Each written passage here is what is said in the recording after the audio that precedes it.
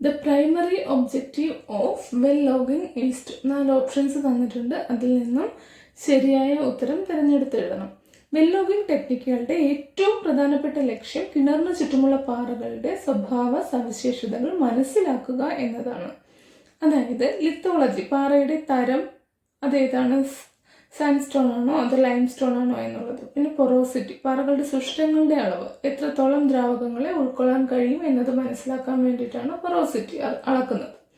Fluid saturation, ആ സുഷിരങ്ങളിൽ എണ്ണ, അതായത് ഓയിൽ, വാതകം, അതായത് ഗ്യാസ്, വെള്ളം, വാട്ടർ, വെള്ളം എന്നാൽ വാട്ടർ, എന്നിവയുടെ അളവ്. ഈ വിവരങ്ങളാണ് ഹൈഡ്രോകാർബൺ ശേഖരം, ഹൈഡ്രോകാർബൺ റിസർവോയർ വിലയിരുത്തുന്നതിന് വളരെ ആവശ്യമായിട്ടുള്ളത്. അപ്പോൾ നമ്മുടെ ആൻസർ എന്ന് പറയുന്നത് ഓപ്ഷൻ ബി. ഓപ്ഷൻ ബി എന്താണ്? Determine a lithology, porosity and fluid saturation. അടുത്ത ക്വസ്റ്റ്യൻ ഇതാണ്. In SP logging spontaneous potential is caused by. SP ലോഗിങ്ങിൽ സ്പോണ്ടേനിയസ് പൊട്ടൻഷ്യലിന് കാരണം.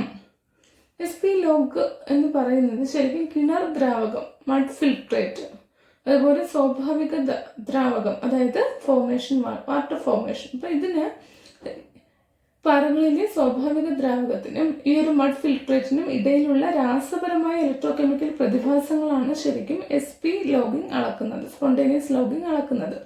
ഈ ദ്രാവകങ്ങളുടെ ലവണാംശം സലൈനിറ്റിയുടെ വ്യത്യാസം അയോണുകൾ ഷെയിൽ പാളികളിലൂടെയും സുഷിരങ്ങളുടെയും ചലിക്കാൻ കാരണമാകുന്നു.